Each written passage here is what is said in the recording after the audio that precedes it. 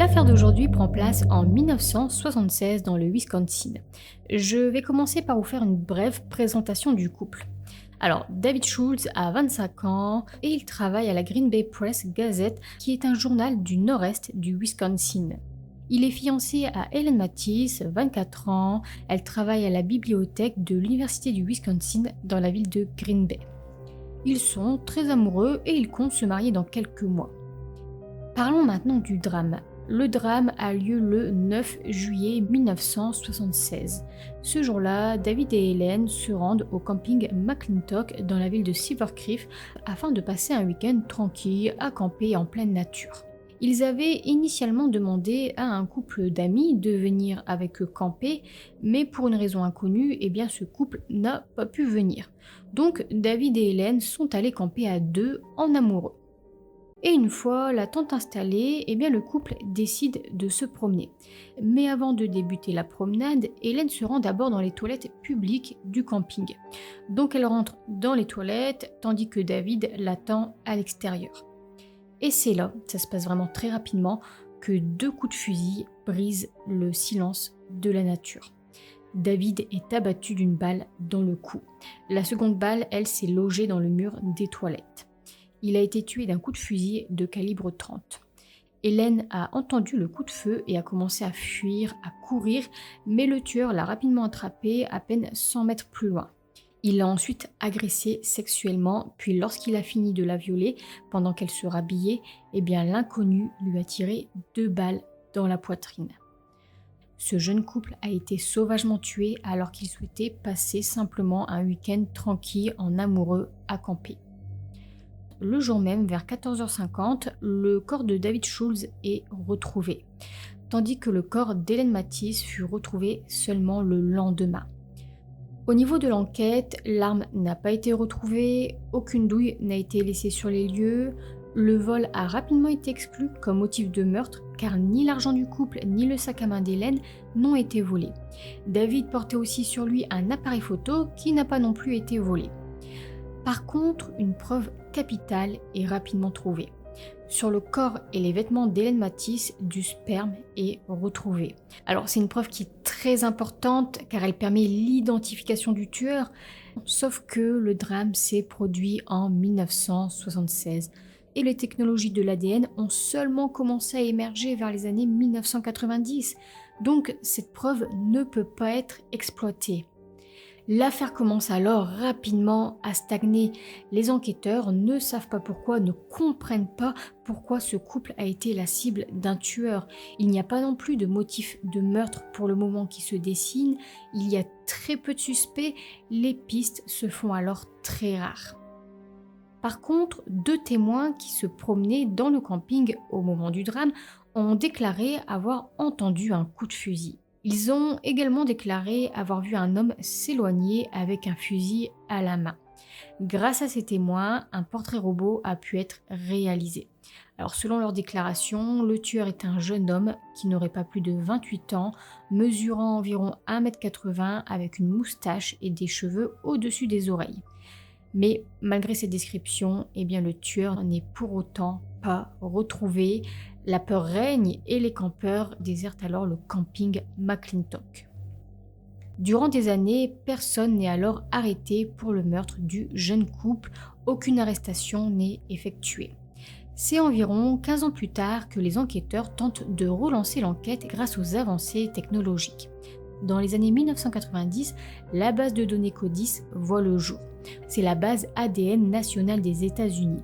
Et dans cette base se trouve l'ADN de toutes sortes de personnes condamnées ou bien arrêtées.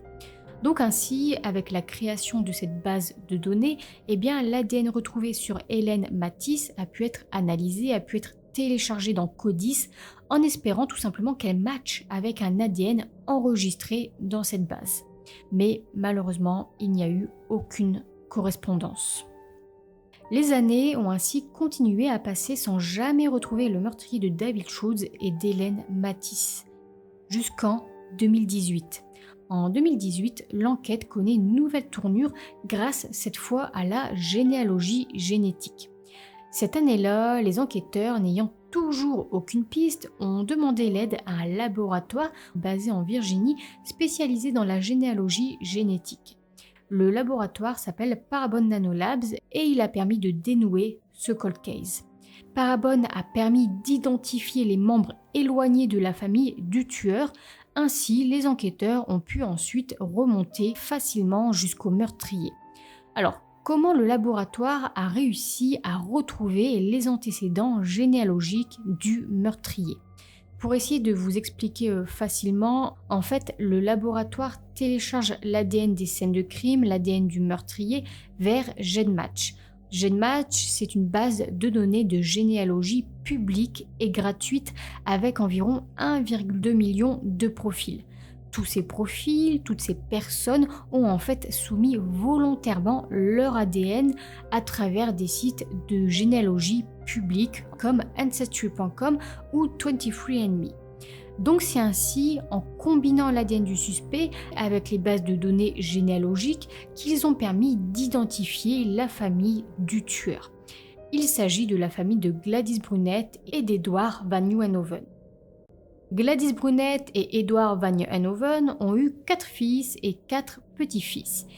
Ils vivaient à Green Bay dans le Wisconsin et tous les membres de cette famille sont alors aussitôt devenus suspects.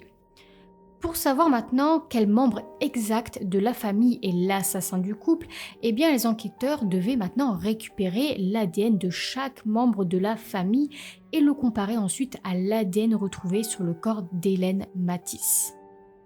Le premier fils de la famille a commencé à être surveillé par les enquêteurs en janvier 2019. Alors je dis bien surveillé car le but est de récupérer son ADN en toute discrétion. Les enquêteurs en fait ne vont pas lui demander directement son ADN, ils vont essayer de le subtiliser. Alors, comment ils ont fait? Eh bien un jour ils ont récupéré un sac de sa poubelle et dans ce sac se trouvaient notamment des chaussettes, un pansement et un inhalateur. Ces éléments ont alors été testés et les tests ont conclu que son ADN ne correspondait pas à l'ADN retrouvé sur Hélène et sur la scène du crime. Il ne correspondait que partiellement.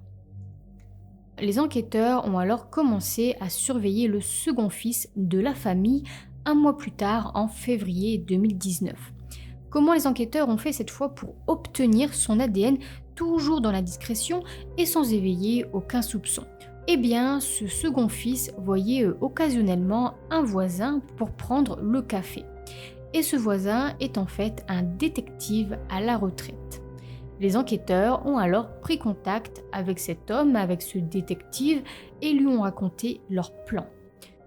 Donc un jour, alors que le second fils prend le café avec son voisin, eh bien celui-ci garde la tasse de café dans laquelle le fils a bu, puis la remet ensuite aux enquêteurs. C'est ainsi que son ADN a pu être testé, mais il ne correspondait pas non plus à l'ADN retrouvé sur Hélène. Il ne correspondait que partiellement. Vient alors le tour du troisième fils de la famille qui s'appelle Raymond Van Nieuwenhoven. Il a été surveillé le mois suivant, en mars 2019. Alors avant de vous expliquer comment les enquêteurs ont procédé cette fois pour récupérer son ADN, je vais d'abord vous parler un peu de lui, de qui il est. Raymond Van Nieuwenhoven vit dans la ville de Lakewood, à environ 30 km de Silver Cliff, là où le couple a été tué. En 2019, il a 82 ans, il est veuf et il est connu dans la région sous le nom de Vieux-Ray. Sa femme Rita est décédée en 2008, quelques mois après qu'ils aient fêté leurs 50 ans de mariage. Ensemble, ils ont eu 3 enfants. Et après la mort de sa femme, il a passé ses journées à pêcher, à chasser et à faire du camping. Selon ses voisins, il était un peu l'homme à tout faire, il aidait souvent ses voisins à réparer toutes sortes de choses. Par contre, personne ne savait réellement où il avait travaillé avant de prendre sa retraite. Raymond a aussi la réputation d'avoir un tempérament vraiment mauvais, vraiment odieux quand il boit de l'alcool, mais il n'a plus touché apparemment à une bouteille d'alcool depuis des années en raison de sa santé. Il a aussi un casier judiciaire. En fait, en 1957, alors qu'il a 20 ans et qu'il se faisait appeler à ce moment-là Lawrence Van Nieuwenhoven, il a été condamné à 6 mois de prison pour avoir agressé une jeune fille de 17 ans. En fait, elle se promenait avec 3 amis lorsqu'il l'a frappée au dos, au visage et à l'épaule. Et peu de temps avant, il avait également tenté d'agresser une autre jeune fille de 16 ans. À la suite de ces agressions, il a affirmé, alors je vais reprendre ses dires, il a affirmé les avoir agressées pour seulement les effrayer. Puis 3 ans plus tard, 3 ans après ces faits, en 1960, il a cette fois été poursuivi pour ne pas avoir donné une aide financière à sa femme et à son enfant d'1 an. Donc voilà un peu pour son portrait, ce que l'on sait de lui. Voyons maintenant comment les enquêteurs ont procédé pour récupérer son ADN. Alors cette fois, les enquêteurs ont utilisé une toute autre méthode. 2 enquêteurs se sont en fait directement rendus à son domicile et lui ont expliqué qu'ils demandaient aux habitants de la ville de remplir un sondage, un questionnaire sur la police locale. Raymond a répondu au sondage, puis les enquêteurs lui ont demandé de sceller le formulaire dans une enveloppe. Il a alors scellé l'enveloppe avec sa salive. Donc c'est ainsi que les enquêteurs ont récupéré son ADN. L'enveloppe a ensuite été envoyée au laboratoire, son ADN a été testé et il s'est avéré que son ADN correspondait à l'ADN retrouvé sur Hélène Matisse. Il est donc bien le coupable du meurtre d'Hélène Matisse et du meurtre de David Schultz. En mars 2019, 43 ans après les faits, Raymond Vanenhoven a été inculpé de 2 chefs de meurtre et d'un chef d'agression sexuelle.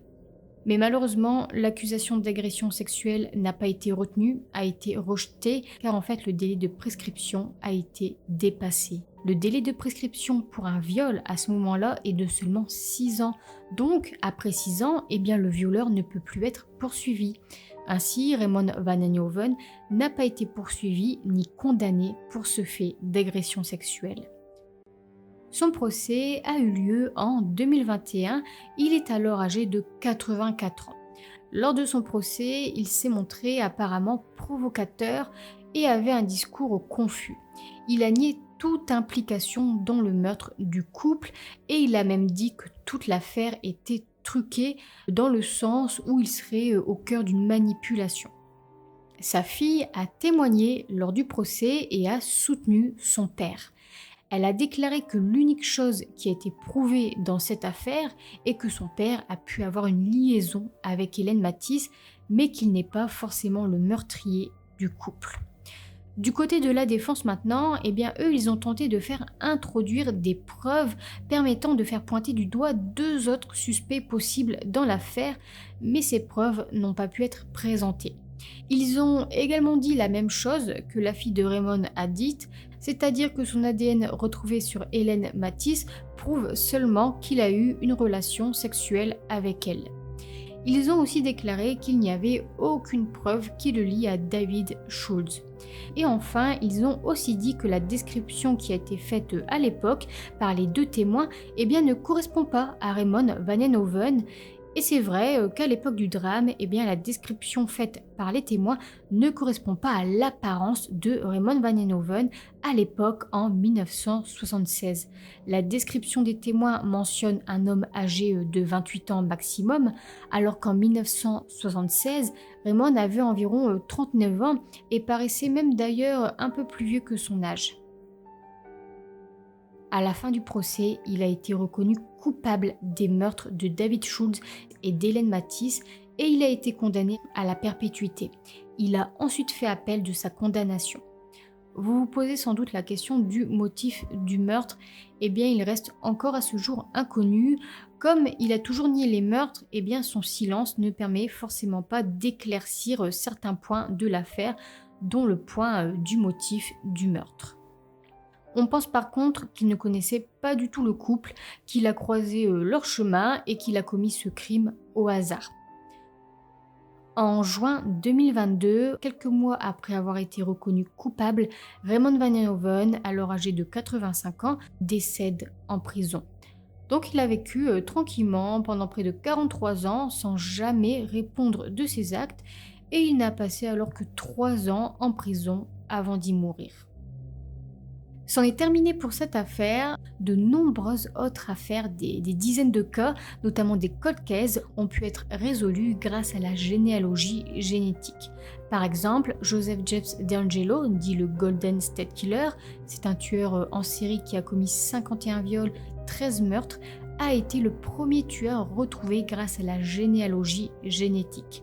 Donc, heureusement que les progrès technologiques ne cessent d'augmenter. Merci d'avoir suivi cette affaire, portez-vous bien et je vous dis à très bientôt pour une prochaine vidéo.